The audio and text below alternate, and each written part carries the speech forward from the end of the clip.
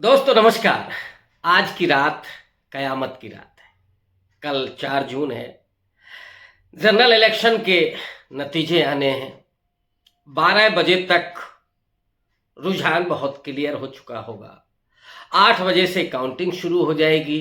पहले postal ballot की गिनती होगी, फिर 8:30 बजे से ईवीएम खुलने शुरू हो जाएंगे। ये उस इलेक्शन कमीशन ने आज आश्वासन दिया जिसकी क्रेडिबिलिटी CSDS के सर्वे के अनुसार पिछले 5 साल में 51% से घट करके 28% रह गई है।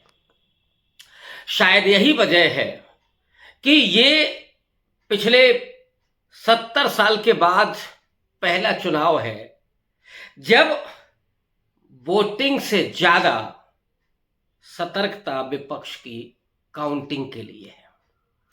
पूरे देश की निगाहें वोटिंग से ज्यादा ईवीएम, पोस्टल बैलेट, काउंटिंग के समय जिलाधिकारी की होने वाली भूमिका और चुनाव आयोग के फैसले और यहां तक कि सुप्रीम कोर्ट तक नजर लोगों की लगी हुई है।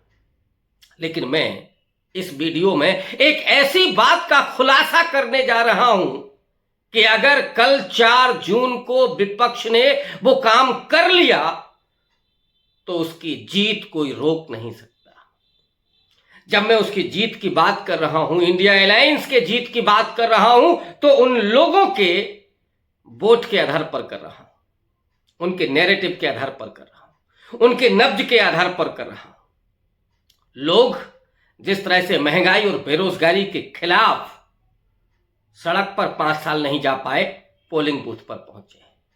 45 डिग्री सेल्सियस के तापमान में 4-4 घंटे खड़े रह करके जिन्होंने मतदान किया है, उनके वोट की रक्षा का दायित्व आज इंडिया अलायंस के माथे पर आ गया है। जिस जनता ने इस इंडिया अलायंस को अपने कंधों पर बिठा करके वहां तक पहुंचाया, अब नतीजों को सफलतापूर्वक सही तरीके से काउंटिंग के जरिए लोगों तक इत्तला करना, ये जिम्मेदारी इंडिया अलायंस की है।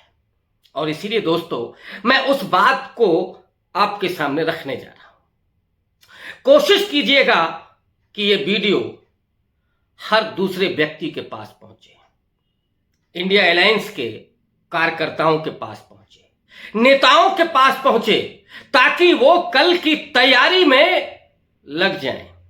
हालांकि मैं जानता हूं कि इस बार इंडिया अलायंस की तैयारी पिछले चुनाव की अपेक्षा मजबूत है, लेकिन क्या वो इस सत्ता तंत्र की बारीकियों को समझते हैं?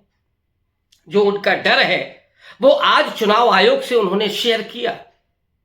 आज इंडिया अलायंस के लोग जाकर के चुनाव आयोग से मिलते हैं, लेकिन उसको काउंटर करने के लिए तुरंत पीयूष गोयल और वित्त मंत्री महोदया के नेतृत्व में बीजेपी की भी एक टीम पहुंच गई।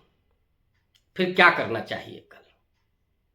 कल करना यह चाहिए कि कम से कम 2000 कार्यकर्ता हर काउंटिंग स्थल पर पहुंचे, कम से कम 2000। और ये जो कार्यकर्ता हैं, ये जो समर्थक हैं, उन्हें अगर संविधान को बचाने की चिंता है, जिन्होंने इस डेमोक्रेसी को वाइब्रेंट रखने के लिए, जिंदा बनाने के लिए डॉक्टर अंबेडकर, गांधी, नेहरू और भगत सिंह के सपनों को अगर जिंदा करना है, अगर आपकी रगों में उन पुरखों का खून बहता है, तो फिर कल सत्ता तंत्र के सामने विपक्ष की जिम्मेदारी है कि वो लोगों के वोटिंग राइट की सुरक्षा करें। क्या करेंगे ये लोग? हर काउंटिंग स्थल पर, और जरूरी नहीं है कि आप बिल्कुल नजदीक पहुंचे, बैरिकेटिंग होगी। बैरिकेटिंग को लेकर के भी शिकायत आ रही थी कि वो कहीं 150 मीटर दूर तक है, कहीं 100 मीटर दूर तक। चलिए कोई बात नहीं, आप 1 किलोमीटर दूर लगा दीजिए बैरिकेटिंग, लेकिन हम काउंटिंग में गड़बड़ी नहीं होने देंगे। इस देश के लोकतंत्र को जिंदा रखने के लिए इस पूरी प्रक्रिया को न्याय सम्मत बनाना जरूरी है। ईमानदारी होनी चाहिए और इसीलिए कल संविधान बचाने की असली बारी है। इसलिए आप संविधान के चित्र भी लेकर के जाइए, आपके हाथ में तिरंगे भी हों, क्योंकि ये लोकतंत्र को बचाने का भी चुनाव है। इस संकल्प के साथ उनको लहराने के लिए थोड़े बड़े डंडे लेकर के साथ चाहिए, ताकि आप तिरंगे को लहरा सकें। लेकिन ध्यान रहे कि अराजकता नहीं, जैसे लोकतंत्र में लोग होने चाहिए वैसे लोग बने। आप इस देश के जिम्मेदार नागरिक बने। हम अपने अधिकारों को छलनी नहीं होने देंगे, भले ही गांधी की तरह लाठियां अपने कंधे पर खाएं। चाहे हमें प्रताड़ना ही क्यों ना झेलनी पड़े, लेकिन हम गांधी और अंबेडकर के रास्ते पर चलेंगे इस संकल्प के साथ। लेकिन तिरंगा तो हमारी शान है, वो आप लहराइए। नारे लगने चाहिए, संविधान हमारा जिंदाबाद, लोकतंत्र हमारा जिंदाबाद, शिक्षा और रोजगार हमारा अधिकार है, ये भी नारे लगने चाहिए। नारे लगने चाहिए भारत माता की जय के, नारे लगने चाहिए राष्ट्रपिता गांधी को स्मरण करते हुए, बाबा साहब अंबेडकर का नाम का भी स्मरण होना चाहिए, नेहरू और भगत सिंह के नाम का भी स्मरण होना चाहिए। मैं अमर रहे ये नहीं कह रहा हूं, क्योंकि मेरा अमरता में कोई विश्वास नहीं है। मैं तो उनके स्मरण की बात कर रहा हूं, उनके विचारों की बात कर रहा हूं। और आप अपना खाना पानी सब लेकर के जाइए। ये जिम्मेदारी है विपक्ष की, उन पार्टियों की, कि इन सबको खाना पानी समय पर उपलब्ध कराएं। और जो आपके एजेंट हैं, वो एजेंट आपके ट्रेंड होने चाहिए। आज अखिलेश यादव ने प्रेस कॉन्फ्रेंस की, अपने एजेंट को कुछ निर्देश दिए। इसके पहले कपिल सिब्बल ने तो पहले ही एक वीडियो बनाया था कि क्या क्या होना चाहिए। जब एजेंट पहुंचेंगे तो फॉर्म जो 17C है उसका मिलान करेंगे, ईवीएम को पहले देखेंगे कि उसमें डेट क्या पड़ी है, वोटिंग की डेट और काउंटिंग की डेट, टाइम का मिलान। ये सारी चीजें बहुत शाइस्तगी से, बहुत संजीदगी से देखी जानी चाहिए। और पोलिंग एजेंट को आश्वस्त होने पर ही काउंटिंग शुरू करने के लिए कहना चाहिए। और अगर वहां पर कोई भी ऐसी चीज दिखती है जो संदिग्ध हो, कोई ऐसी बात लगती है कि जिस पर आपका भरोसा नहीं हो, आप तुरंत ऑब्जेक्शन करें, इत्तला करें अपने नेताओं को। और वो नेता सजग होने चाहिए, क्योंकि ये बेईमानी लोकतंत्र को लूटने का। और ये बात मैं इसलिए कह रहा हूं क्योंकि आज अगर CSDS के सर्वे में केवल 28% लोग ये कहते हैं कि निर्वाचन आयोग पर हमें विश्वास है, और जो 72% लोगों का अविश्वास है, इस अविश्वास को खत्म करने की जिम्मेदारी खुद इलेक्शन कमीशन की है, राजीव कुमार की है। आज उन्होंने प्रेस कॉन्फ्रेंस की, उन्हें यह मौका मिला है। और मैं समझता हूं कि कम लोगों को मौका मिला होगा कि जो दुनिया के सबसे बड़े लोकतंत्र की सबसे बड़ी लोकतांत्रिक प्रक्रिया को अपने हाथ से कर रहे हैं। ये राजीव कुमार के लिए फक्र की बात होनी चाहिए। लेकिन ये फक्र, ये आपका सीना और ज्यादा चौड़ा तब होगा, ये आपका माथा और ज्यादा ऊंचा तब होगा जब देश की शान आप बढ़ाएंगे। दुनिया ये कहे कि भारत जो दुनिया का सबसे बड़ा लोकतंत्र है, उसमें जो चुनाव हुए हैं वो बड़े न्यायप्रिय ढंग से, कोई उसमें धांधली नहीं हुई। ये जिम्मेदारी निर्वाचन आयोग की है। और जब इन संस्थाओं पर कुछ सवाल हैं, जो वाच डॉग की तरह आपको काम करना होगा। इंडिया अलायंस की पार्टियों को यह काम करना होगा। इसलिए मैं कह रहा हूं कि यह आपकी भी जिम्मेदारी है। जो हमारे साथी इस समय जुड़े हुए हैं, यह उनकी जिम्मेदारी है कि इस वीडियो को वो ज्यादा से ज्यादा लोगों तक पहुंचाएं, पार्टियों के लोगों तक पहुंचाएं। और आपके हाथ में वो बाबा साहब अंबेडकर का चित्र होना चाहिए,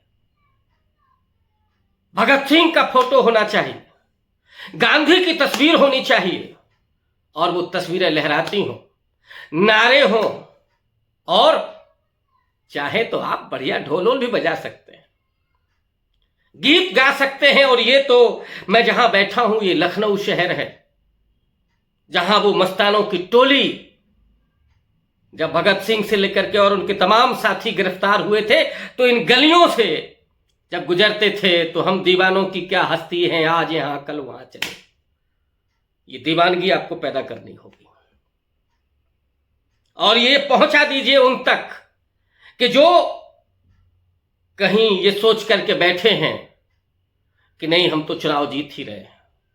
एग्जिट पोल आपने देखा है कि एग्जिट पोल में जिस तरह से एक पूरा परसेप्शन बनाने की कोशिश हुई है, शेयर मार्केट आज कहां पहुंचा है ये भी आपने देखा।